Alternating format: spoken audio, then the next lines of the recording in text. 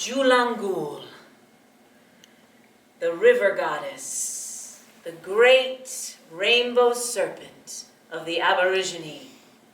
She arrived on the earth when it was dry and desolate and flat. And the river goddess, the rainbow serpent, dove into the earth, creating the rivers and the oceans and the mountains and the waterfalls. Saltwater pearls and freshwater pearls drip from her sweaty scales. She governs fertility and beauty and ethical respect for all living beings. You can either have fear or faith, but not both. Those are the words of Marlo Morgan from Mutant Messages from Down Under, a Western woman's journey with the Aborigine. One of the first books I was also given when I was 24, getting clean and sober. It would be 13 years later that I would take my first shamanic journey in Rabbi's Interfaith Seminary. In that seminary, we studied a different faith every month and had to immerse ourselves in them. This month, it was shamanism. I had no idea what shamanism was. In fact, I even bought the book, Shamanism for Dummies. The book instructed to take a shamanic journey, place stereo headphones on, press play on the drum track, lay back, close your eyes, and imagine going through a tiny entrance of the cave in the earth. I did what I was told, and when I got to the other side of the cave, a giant neon jungle opened up in my mind's eye. Bright lit hues of green and pink, black lit violets and blues. Beautiful. I opened my eyes to peek, and standing on my bed with a staff was an Aborigine medicine man. Wild hair, dark skin, white paint.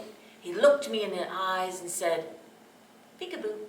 I see you. He disappeared quickly with the quickening of the drum, signaling it was time to return out of the cave to end the journey. And then I wrote a paper about it. I forgot about it, really, for a while. It would be 11 years later that I would be invited back to Peru for a Medicine Women's Conference. It was a conference with the 13 grandmothers. The wise women from all 7 continents were coming together to do ceremony for the first time ever. I was on my period.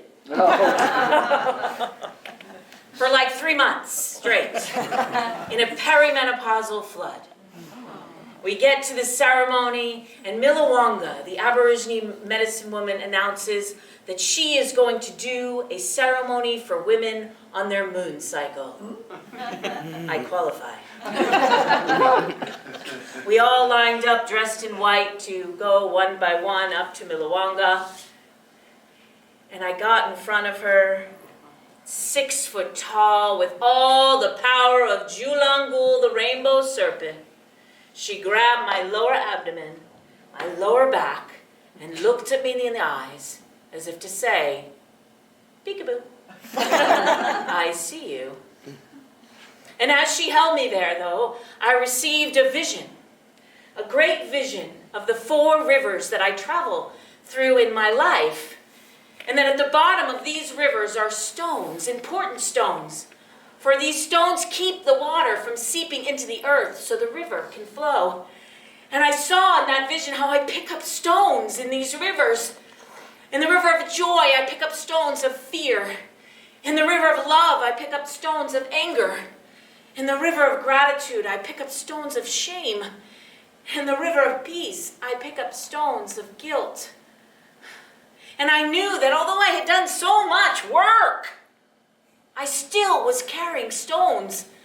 And it was time, finally, to put down the fear, the anger, the shame, and guilt, so the joy and love and gratitude and peace in my own life could flow free.